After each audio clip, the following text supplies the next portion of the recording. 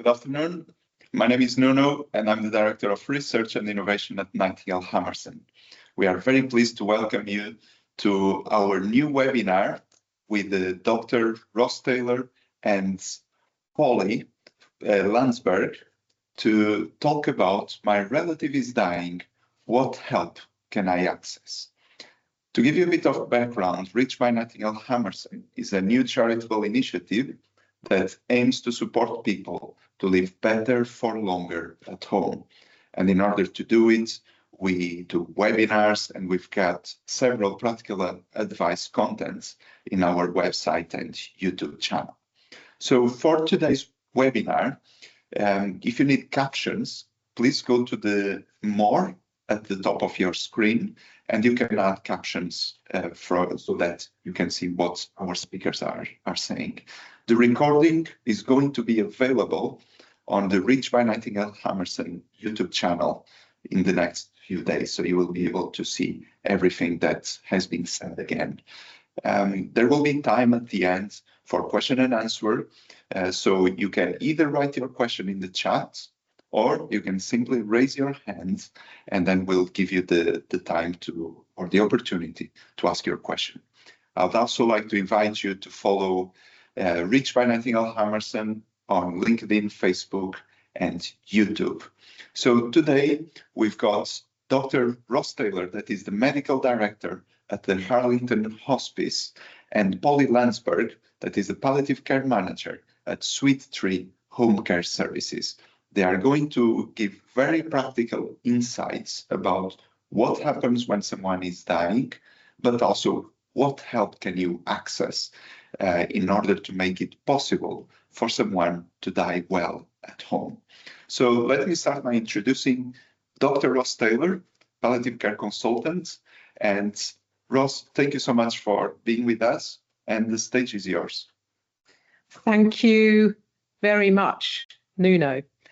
So as Nuno said, I'm a doctor, I'm a hospice doctor, a palliative care physician, and I have been in that role for a very long time. So I've looked after many people as they approach the end of their life. I've had many conversations, and I've helped many people to plan how best, particularly to live at home, for so many people want to spend their final days, months, weeks at home. So I'm going to share some of the more medical aspects, and then I'm going to hand over to Polly to talk about the more practical aspects of caring in the final months. So I should be able to move my slides. So my first slide reminds us that we are all mortal.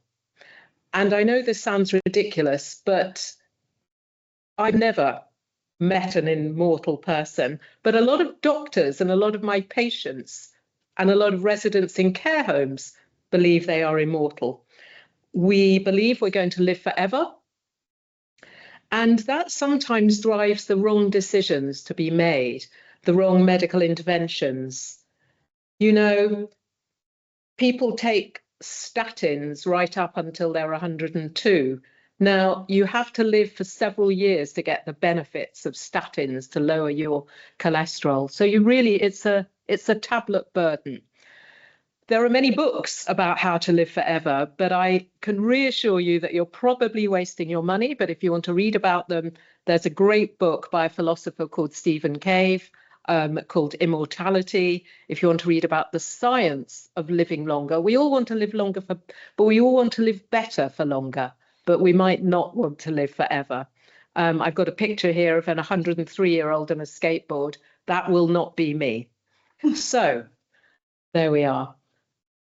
So we die from many illnesses. The commonest illnesses that cause our health to deteriorate are heart disease, dementia, but mainly general frailty and old age, and cancer. A lot of people are very fearful of cancer, but actually only 23 or 4% of us will die of cancer.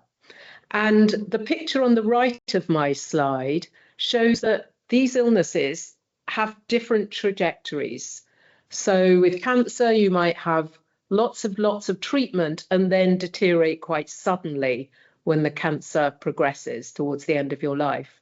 With more common diseases like lung disease and heart disease, kidney disease, there's a gradual downward trend with lots of dips where you may go into hospital, have treatment, antibiotics, drips, and you never quite get back to your baseline.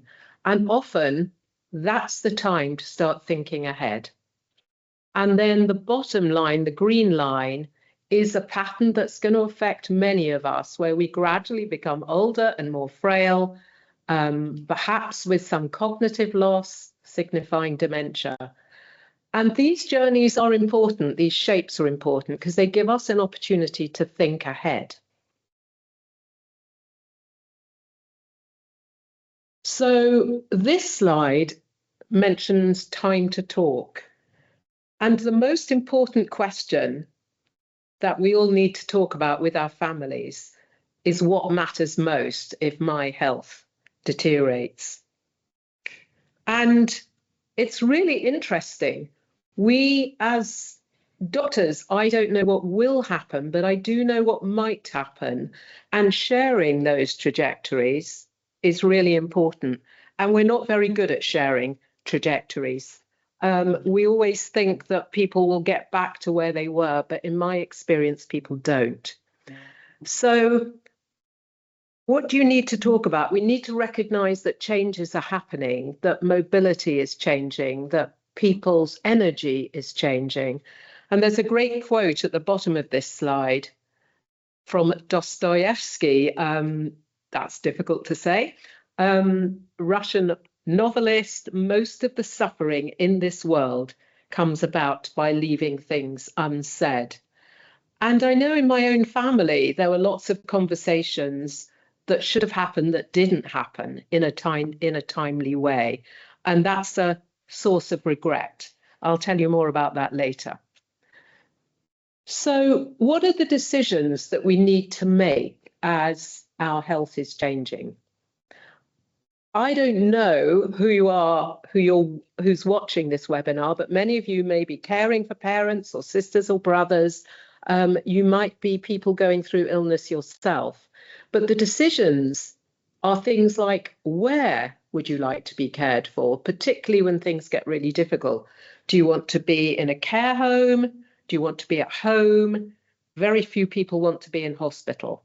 I know that. And maybe you've got some understanding of or a local hospice. Hospices, I'll talk about very briefly, but they are really short-term options to help symptoms or for your final days. Advanced care plans, that's ACP, advanced care planning is a common term now used to talk about the future. I prefer to use the term future care planning. Now, my mother's advanced care plan, she just said, I don't want any tubes, no tubes. So that meant she didn't want feeding tubes. She didn't want drips or dialysis. She didn't want operations towards the end of her life. And that made decisions for my sister and my brother when my mother did become ill much easier. So think about the interventions. And actually, legally in the UK, you can make an advanced decision to refuse treatment, but you can only say what you don't want to happen. So that's the legal bit. The things that you do want to happen are more important, perhaps, and those are the discussions to have with your family and with your healthcare professionals. So, sorry, I'm going back. Decisions, we are very good at planning holidays. You plan where you want to stay and how you want to get there, and it should be the same with health. If you don't plan where you're going to stay or how you're going to get there, you end up in the wrong place, and it's the same when you're ill. But you also need to think not just where you want to be looked after, but who you want to look after you. I'm not sure that when I'm dying, I want my son to look after me. So I've had that conversation with him, and he said, of course I'll look after you, Mum. But, you know, we'll carry on having those conversations, and particularly if there are triggers like hospital admissions. What I've learned over many years, and I'm sure Polly will say the same thing, is that most people want to be at home for as long as possible. And most people are at home for as long as possible. Sometimes that gets really difficult and you need a time in hospital or a hospice. But many people want to spend time at home and to die at home, but it does need planning. And what are our needs if we stay at home? Whatever illness, and I've talked about the different illnesses, everybody wants their body to be cared for in a tender and gentle way. Nobody likes the idea of incontinence or pain, so we want tender, loving care. The signs that things are getting worse are less energy, more time in bed, more time sleeping, appetite often diminishes, people engage with life less, may not want to see the grandchildren so much, may not want to go out. The things they used to enjoy, perhaps not enjoyed so much. It's a difficult time of change and loss, and it needs to be recognised and talked about. And often there are symptoms like nausea or possibly pain or confusion or constipation, and all of these can be helped with good primary care, general practice, district nursing, and palliative care. And I do want to say a few things about palliative care because that's where I've worked my whole professional life. People are very frightened of the word palliative care, and I know when doctors mention it or nurses mention it, people say, oh, I'm not dying, I don't need palliative care. The Americans describe palliative care just as an extra blanket of support, and I really like that short description. It is just an extra blanket of things perhaps that busy GPs, busy nurses don't have time to focus on. So we can help with symptoms, with medicines, with all the decision making, and it is not just about care in the last days.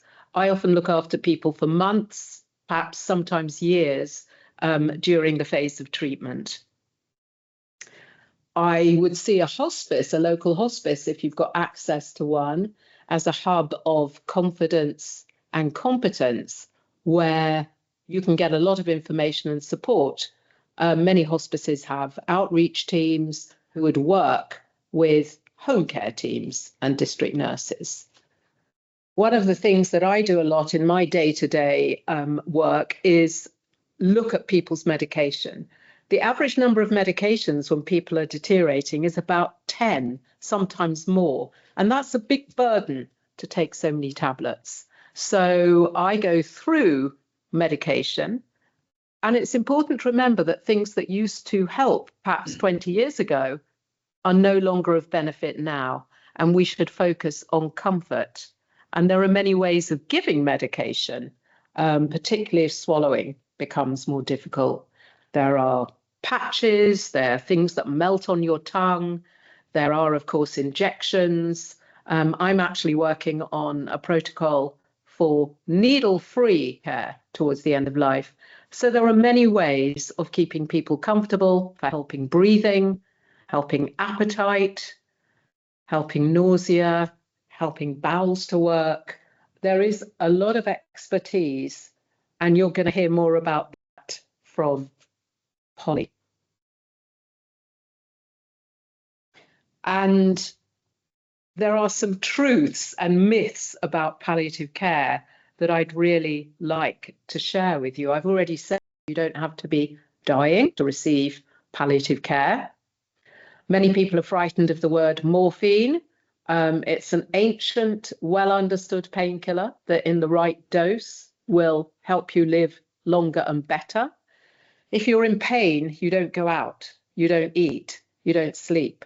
If your pain is controlled, all of those things will improve, and that will help you to live better for longer. Pain isn't always part of dying, but it's people's greatest fear when you talk to them. So we need to address that quickly and professionally. People get very hung up on things like drips and hydration. It's important to remember that when people are dying, they're dying of an underlying illness. They're not dying of dehydration. And it's important to remember that when you're asleep, you're not hungry or thirsty, and some families have found that very comforting to hear. And finally, when you're sitting at the bedside in those final days, if somebody's at home or wherever they are, hospital, hospice, or at home, they can hear you. But perhaps the hardest thing about deterioration and looking after someone you love is the emotional side. The fact that you're going to have to say goodbye. It's not always the physical things that are the hardest. So I'm coming to the end of what I'm going to say. We've talked about what matters to you and what can help, but it's also about who matters to you and who can help. And I've always been very struck that we have a professional network as our health deteriorates, with doctors, nurses, carers, occupational therapists, social workers, but you also have perhaps a much more important personal network of friends, colleagues, families, neighbours. And it's really important to try and mobilise that personal network and try and unite those two networks so that you get more help with moving, shopping, cooking, helping with cleaning, forming WhatsApp groups with the people who matter to you. So there are ways of being safely cared for at home. And before I hand over to Polly, I just want to highlight a few amazing resources which we can send out to you after the webinar. I've been doing some webinars, very short webinars about planning ahead. I'm working for Reach at Nightingale. And all of those are on a YouTube channel. There's also 2 books that I recommend for those of you who enjoy reading more. Hope for the Best and Plan for the Rest is an American book, but it's very general and really, really helpful when you're trying to navigate advancing illness. And a book by Atul Gawande, who's an American surgeon who's written the best book on facing your mortality. It's written for the public. It's not written for doctors and nurses. I'd recommend both. There is an amazing array of videos on the Reach website, on the Nightingale website. So many ideas to help you care at home. And finally, a website called HPAL, which I've developed, which looks much more at symptoms and the physical side of caring at home.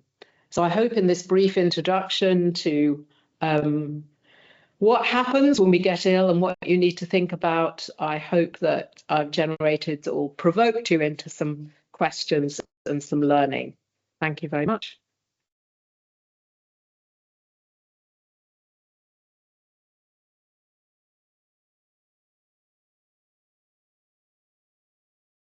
Right, we are going to bring in Polly now to carry on explaining to us a bit more about what's available in the community to support someone that is reaching the end of their life. So Polly, please go ahead. Thank you very much. Hello, everybody. I think that Ros and my presentations overlap a little bit because, of course, it's the same subject area. But I'm going to talk to you about some different headings and then go into a little bit more detail. So I'm going to talk about a person-centered approach to end-of-life care at home. My role is as a palliative care manager. I've been working with older people at end of life for about 20 years. So like Ros, I've had a wealth of experience of supporting families and individuals and talking to them about their wishes and their needs. and understanding how we can help them best. So what to consider first, I'm going to talk about gaining early guidance when you are looking after somebody who is in their last year of life, and the importance of communication. I'm going to mention something about funding. How do you help get financial help with funding care? How do we improve care and comfort for the person at end of life? Informal caregiver support for the family and the friends and those that are involved with giving care and support to the person at end of life. I'm going to talk a little bit about non-profit organisations, charities, and then planning ahead, which Ros touched on as well, and what kind of service provision there is. So one of the things that us professionals know very well is that we think we're fantastic at communication, and sometimes we're not always so fantastic at communication. But communication and what I call joined up working is so important amongst professionals. We think we're good at it, but we can always be better. And when we do communicate very well as professionals, it benefits the family and the caregivers and the client as well. And it's important for you to realise that when you have someone at home in their last year or month or weeks of life, that who is going to be managing? A lot of people say to me, well, who's in charge of my mother or my father's end of life care? So in the community, it's very much the GP who is at the centre, and he works or she works very closely with the palliative care nurses, as Ros mentioned, and also the district nursing team. They have a very centrally important role. Palliative care teams are either based in a hospice or a hospital or some other charitable organisation, also have an occupational therapist in their team, and this person is really important, and I'll speak a little bit about more why so later. So I'm a care manager. I help manage the care package for people who are end of life, and I spend my life, very importantly, sharing information and communicating with all those professionals that will be involved in the person's life who is at end of life. And why do we do that? We do it because it enhances understanding. It reduces the stress for family because they know who's in charge of what and who they can turn to for help and support. It ensures the individual's needs are understood and that they must always come first. And it ensures dignity is upheld for the care of that individual person at end of life, so that they always remain feeling they're in the driving seat. Care support can guide families and healthcare providers through the decisions about what treatments they want, as Ros mentioned, including when to discontinue certain treatments, therapies. And we always must remember that the person's wishes are remembered and honoured. A little bit about funding. This is very important. A lot of families ask me this. How do I get some help with funding care at home? There is a direct funding package called Continuing Healthcare Funding. You can read a lot about it on Google and online. It's direct funding through the NHS. It doesn't come through the GP. It comes via NHS heads down through the local health authorities, which we call the ICBs, the Integrated Care Boards. And each local ICB, be it Westminster, Barnet, Camden, or wherever you live, have their own commissioner who looks at the palliative care nurses' advice and recommendations on the assessment form, which they fill in. That commissioner will then decide how much funded care each client can receive. They won't tell you an individual figure, but they will convert it into hours of care. So the commissioner will appoint their own care agency that they have a contract with, or the client or the family members may already have a relationship with a care agency like SweetTree or another care agency, and they can stipulate that they want to use that care agency and not the care agency that the commissioner has recommended. That commissioner will then look at the care agency that you prefer to use, if you want to use one, and they will look at the costs of that agency's care, and then they will adjust the funded care. And of course, funding levels will change. It's not fixed. It can change depending on the increasing needs of the individual client, which is very reassuring. If you need more care, the client needs more care, it can be made available. The other funding stream is attendance allowance. This is a universal benefit which everybody in this country is entitled to if they are in need of receiving care. And for those at end of life, there is a higher category of attendance allowance. For those who need continuous day care or continuous night care or are at end of life, they would be entitled to the higher banding, which is approximately £108 a week. So let's have a look at what some of the practical tips are that you need to think about if you are close family members or close friends or neighbours giving care to someone at end of life. So good hygiene is really important, making sure the person is kept comfortable with skincare and moving their position. And if they, can't get up to the toilet, that they're having regular pad changes and their skin is not getting sore or dry. That's really important and can contribute very much to someone's comfort in their last months of life. Nutrition and hydration, Ros mentioned this briefly as well. So people's appetites do diminish, and this can be distressful for carers because you want, it's a basic human instinct, isn't it, to feed somebody.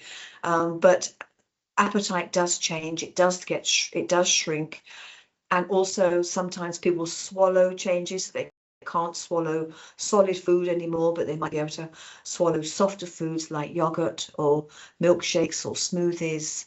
And eventually the person's swallow may well go altogether, in which case they will refuse food, refuse fluids. And that can be very frightening for family members. But as Ros mentioned before, people often don't feel hungry, don't feel thirsty, and they are in and out of sleep all the time.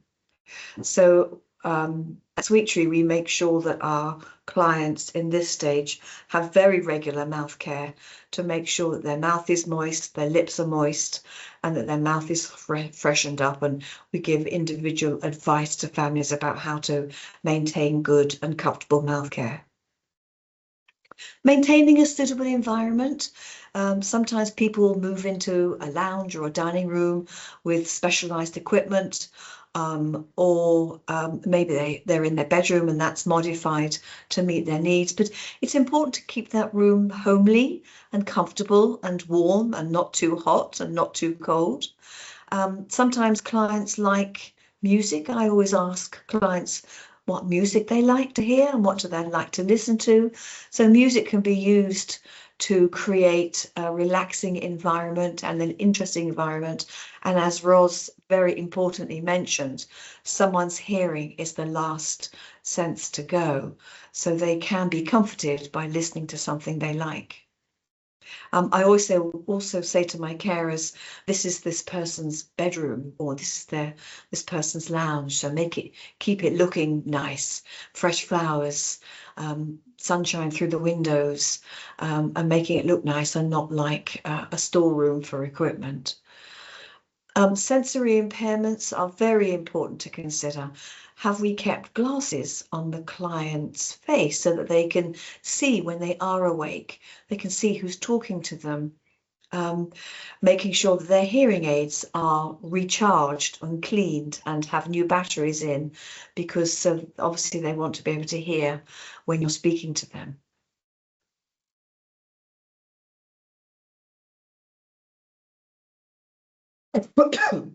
How do we give caregiver support?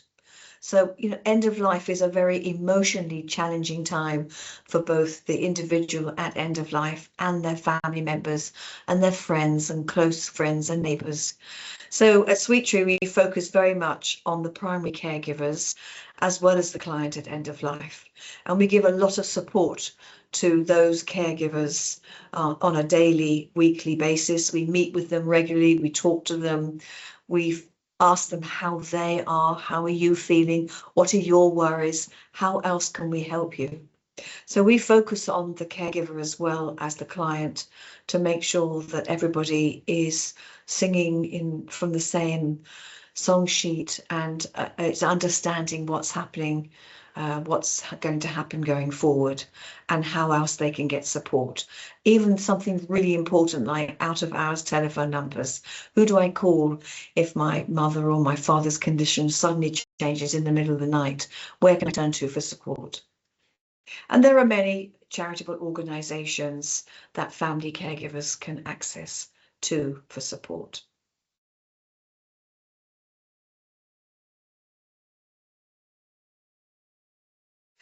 So what other support is really important is spiritual and religious needs. And we encourage family members and clients to have discussions about what's important to them at end of life.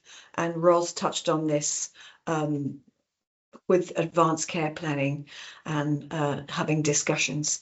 So we try to promote a safe space for people to express their feelings and to have an opportunity for the client at end of life to express their wishes, and their wishes may change. Things that didn't seem to be so important when they were leading a busy life might take on greater importance when they realize that their lives are coming to an end. And sometimes people pick up on aspects of a religion that they didn't really observe before, but seem to take on a very important and comforting, significant importance in their life right now. So at the end of life, a person's spiritual preferences are deeply important. That's why we train our support workers to understand and respect different faiths and beliefs and ensure that each individual's wishes are honoured with compassion and comfort and dignity. So I know, Ros, you touched on this, and I think this is a really important way of enabling people to mention the unmentionable. Parents are very protective of their children and they don't want to use the word dying or death, and they don't want to frighten their children. But actually, when you enable a discussion in a right kind of environment, which is arranged and planned and discussed and thought about, then it really helps everybody understand.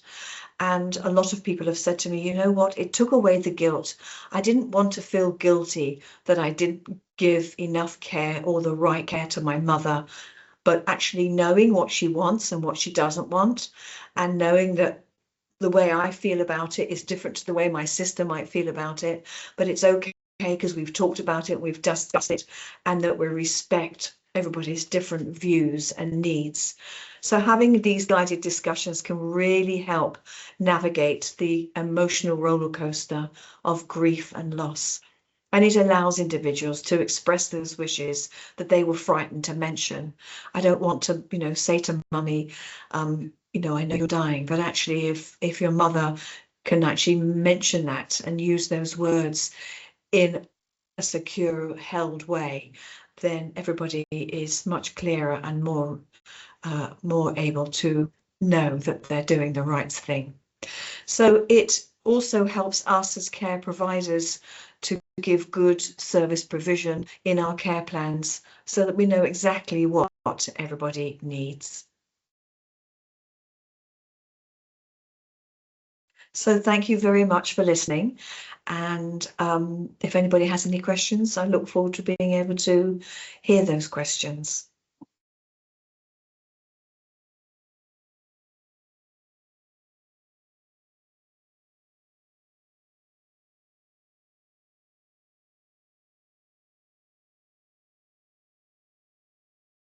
Thank you, everyone. Thank you, Polly. Thank you, Dr. Ros, for your presentations. Now is the time to ask questions. And we've got already 2 questions in here. I think the first one is for Dr. Ros.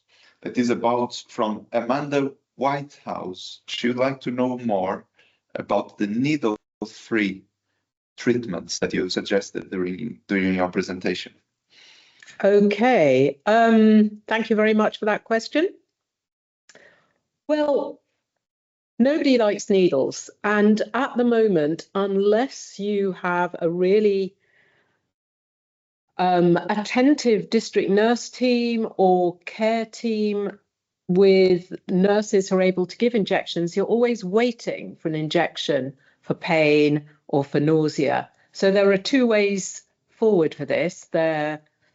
You can train families to give injections, but many families aren't at ease with giving injections. And during COVID, where there was definitely a shortage of nurses visiting the home, and in pediatrics, and actually in the rest of the world, there are many ways of sorting out pain and nausea and rattly chests without injections. And I'm particularly interested in developing a protocol. So it will involve things like patches, medicines that melt on your tongue, drops. So I think learning from other disciplines and learning from around the world is going to give us a new way, perhaps, of caring at home that doesn't rely on nurses coming out and giving injections. So watch this space. Thank you. Thank you for clarifying. If you have any other questions, please write on the chat or raise your hands. We've got a second question in here that is from Kim Smith. And I think this one was for Polly. Should a person eligible for CHC funding at the end of life also be eligible for personal health budget to support choice in case their ICB or CHC will only use care agencies on an agreed list? So my understanding about a personal budget is something that comes through social services. This is means tested. So it may be that if the individual person has, there's a sort of a height to the eligibility. So if you have less than £23,000 of savings, you may well be entitled to social services funding. Sometimes funding can come jointly through social services and the NHS, but you will be means tested. But there may be some space for eligibility to have some social services funding. Right. Thank you. We've got another question, and this question is about hospice and the hospice support. So when someone is dying at home, what's the support the hospice can provide to that person?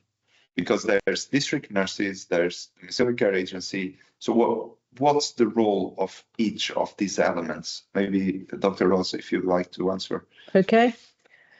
Yes, hospices are all different, but many hospices, sorry, I'm going to cough. Many hospices have home care teams. They have specialist nurses and sometimes have care teams, personal care teams, who would work with the NHS care teams in the community. So hospices, as I've said in my presentation, do have a lot of experience of caring for people towards the end of their life.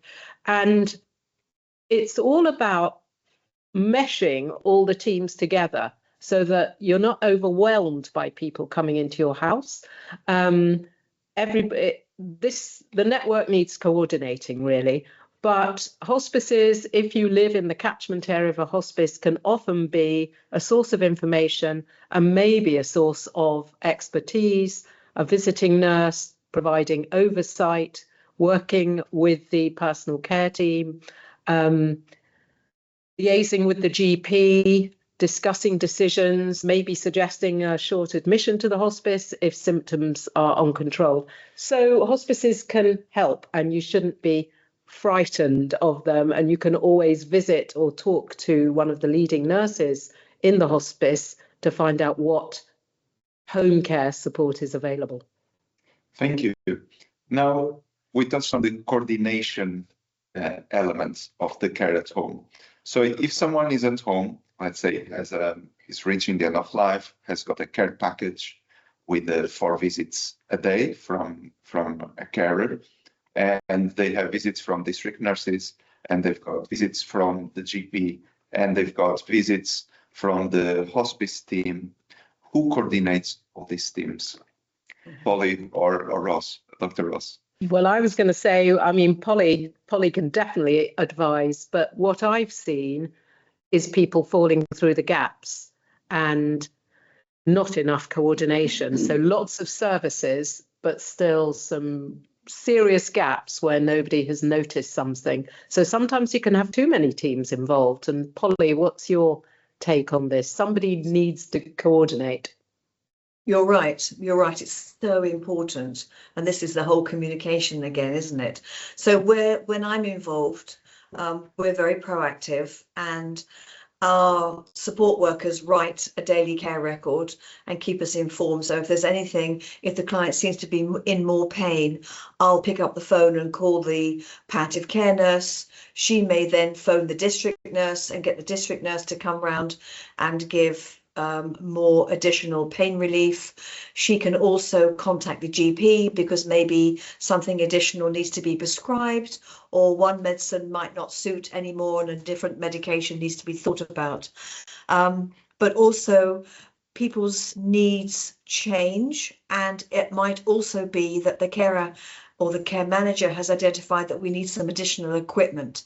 So when the client is no longer able to move so easily in the bed, we use something called a slide sheet, which means the carers can move the person, and family members as well, more easily without causing skin damage or friction. It may be that we need to transfer now to a hospital electric profiling bed so that the bed can be raised and lowered and the client can be sat up to help them create more comfort for that person.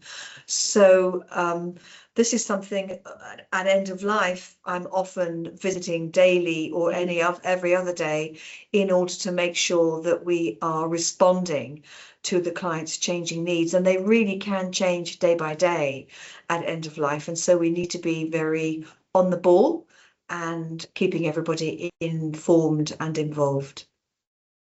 So, and this is the last question, is my question, this one. So is it the case that if someone doesn't have a care service at home and has all these different services going to the home, would this be the family member trying to do all this coordination, even if they do not have a healthcare background? Yeah, I mean, I've certainly seen family members take control and keep very detailed diaries of what's happening with the person they're caring for and who's going to visit, and having all the numbers. And I think one of the things that when I'm involved with the family, I try to advise them who to ring about what. So if it's an equipment issue, who to ring; if it's a medication issue, who to ring; if somebody just wants to discuss what happens next. And actually a lot of research done with family carers just suggests that people want to know what's going to happen next. And that's really important information. But I think, yes, Nuno, you're right. Often an organised family member can coordinate, but sometimes they're just overwhelmed and they just want to sit at the bedside and hold somebody's hand or help somebody to have a drink and not worry about who's going to visit next. Thank you very much. We just had a last comment from Joe Maffey. Thank you, Joe, for sharing your thoughts that her mom has had so many carers, 25 carers at the present so far in terms of providing care at home. So things get missed. So thank you, Joe, for your honesty. Now we are getting to an end to our webinar. It has been great to have Polly Landsberg and Dr. Ros Taylor with us. Thank you both to SweetTree Home Care Services and the Harlington Hospice for releasing you to do this webinar with us that has been so informative to our community. I would like also to highlight again that the recording from this webinar is going to be available at the Reach by Nightingale Hammerson YouTube channel. And you can always get in touch with us if you have any further questions on Reach nightingalehammerson.org. You will also receive a follow-up email. And if there is any question that hasn't been answered, we are very happy to get an answer for you. So thank you very much and wish you well.